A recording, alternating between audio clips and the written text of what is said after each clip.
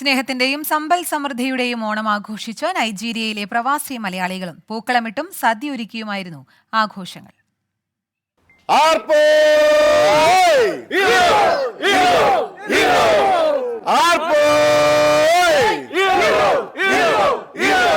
നാട്ടിലെ നല്ല ഓണത്തിന്റെ ഓർമ്മകളാണ് എന്നും പ്രവാസികളുടെ ഓണം.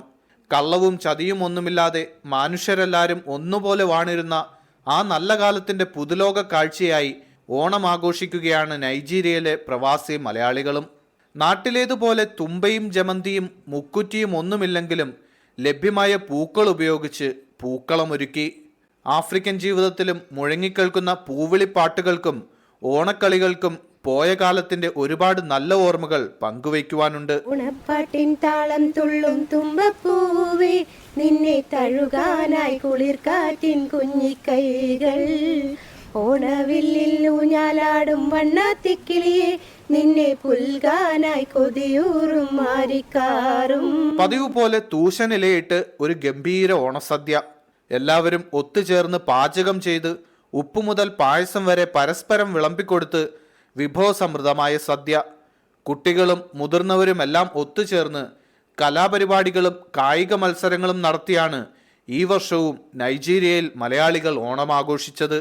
കേരള സമാജത്തിന്റെ വിവിധ ഏരിയകളുടെ നേതൃത്വത്തിലും ചെറുകൂട്ടങ്ങളുമൊക്കെയായി നൈജീരിയയുടെ വിവിധ ഭാഗങ്ങളിൽ ഇക്കുറിയും ഓണം ഗംഭീരമാക്കി. ലോകത്തിലുള്ള എല്ലാ മലയാളി സുഹൃത്തുക്കൾക്കും നൈജീരിയയിലുള്ള മലയാളികളുടെ ഓണാശംസകൾ.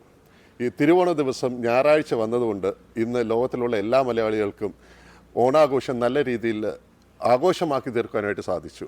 നൈജീരിയയിലുള്ള മലയാളികൾ നൈജീരിയയുടെ പല ഭാഗങ്ങളിലായിട്ട് ഓണം ആഘോഷിച്ചുകൊണ്ടിരിക്കുകയാണ്. വരുന്ന 3 ആഴ്ചകളിലായിട്ട് ലാഗോസിന്റെ വിവിധ ഭാഗങ്ങൾ, വിവിധ ഏരിയകളിൽ, വിവിധ ഭവനങ്ങളിൽ, കൂട്ടായ്മകളിൽ എല്ലാം ഓണം ആഘോഷിക്കും. പുതുതലമുറയ്ക്ക് ഒരുപാട് നല്ല ഓർമ്മകൾ പകർന്നു നൽകിയാണ് ഈ ഓണക്കാലവും കടന്നുപോകുന്നത്.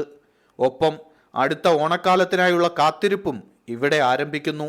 നാടും നാട്ടിൻപുറവും ഒക്കെ വിട്ട് പ്രവാസ ലോകത്തിലാണെങ്കിലും ഗൃഹാതുര ഓർമ്മകൾ പങ്കുവച്ച് ലഭ്യമായ സാഹചര്യങ്ങളിൽ ഓണം ആഘോഷിക്കുകയാണ് നൈജീരിയയിലെ പ്രവാസി മലയാളികളും.